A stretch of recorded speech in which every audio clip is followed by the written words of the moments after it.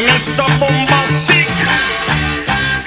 We order some bombastic, romantic, fantastic lover.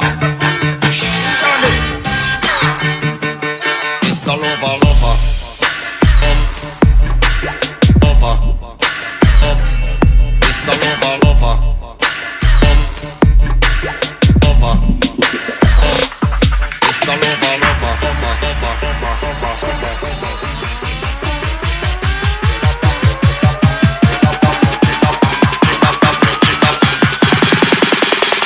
she call me Mr. Boom. Ching up the boom, ching up, ching up the boom, ching up, ching up the boom, ching up, ching up the ching ching, ching up the boom, ching up the boom, ching up, ching up the boom, ching up. Call me Mr. Boom.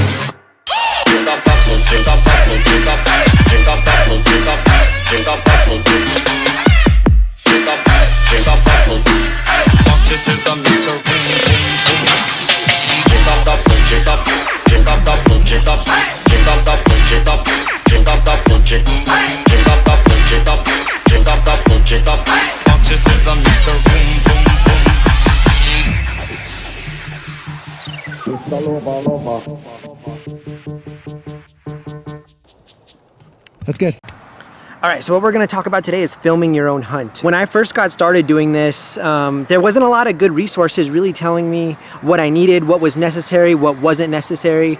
And I spent most of my time researching what was the right camera that I needed or what was the right recording software that I would need. And honestly, all of that was good stuff to research, but it was the last thing I probably should have been researching. What really matters when you're doing all this is just having a good story. As long as you're having a good story, all the other stuff won't really matter. I wasn't expecting to, but when I went out on my hunt, I used my iPhone for a lot of things. It's a very, very handy cam, and most phones nowadays record in 1080p, and now the iPhones record in 4K, so you don't really even have to worry about that. Right alongside with having a good story is actually just doing it.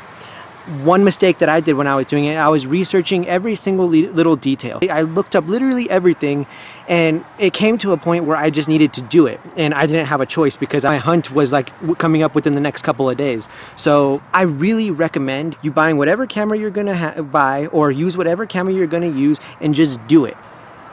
Next, how to get a good story when you're doing this. So this is actually about filming the hunt. Hold on, I just wanna take a moment to appreciate this sunset right here.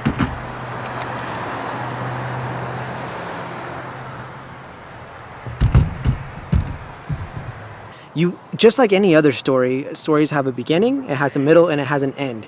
Hunts that are worth watching have all of those elements. And if they don't have that, it's just a moment, it's not a story.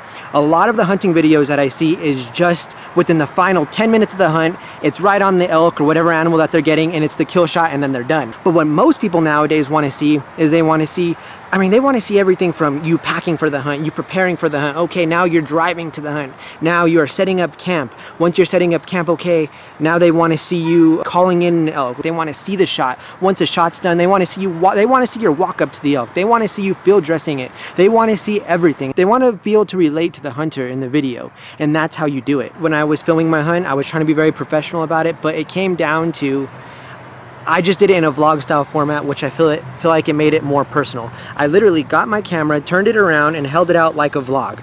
And you know, I really, really enjoyed that, and I feel like it made the hunt a lot more personal. What equipment do I use? My equipment consists of basically one video camera, one microphone, my iPhone, and a tripod. So here's the video camera that I used on my last hunt. It's a Canon Vixia HF-G30. With just one of the Canon mics, and that mic makes a huge difference. But yeah, this thing was my baby. It wasn't exactly necessary for what I was doing, but it definitely helped a lot, and I do not regret it, and I highly recommend it for anybody that is looking for a camera. It zooms into 30, so it has an optical zoom of 30, and you really can't beat that if you're filming any long range type of things, and that's what really pushed me towards this camera. Didn't put a ton of thought into it, but I do not regret getting it. Other than that, it's just my normal everyday hunting stuff. Another big thing that a lot of people weren't talking about when I was getting into it is what recording software do you use? Use whatever works for you. I use this program called Filmora. I don't remember if it was free or not, but It's really easy to do. I could add title, text, you could put side-by-side picture, but it's called Filmora, but I could do just as much on iMovie if I was using a Mac. So as far as what editing software to use whatever is easiest for you to learn if you've never done this before, and use whatever you're comfortable with. But the number one most important thing, story and execution. You gotta have a story and you gotta do it. If you guys have any questions about what, any more of what equipment that I'm using or anything more about recording software, you guys can message me that and I'll answer all your questions over in the comments. But that's the last thing that you probably need to be worrying about. So we're gonna end it here with a time lapse of the mountains right behind me, the Sandia Mountains, and it's basically the end of this video. Message me, follow, subscribe, do anything that you can to help me out, and I'll do everything I can to help you guys out. Thanks a lot.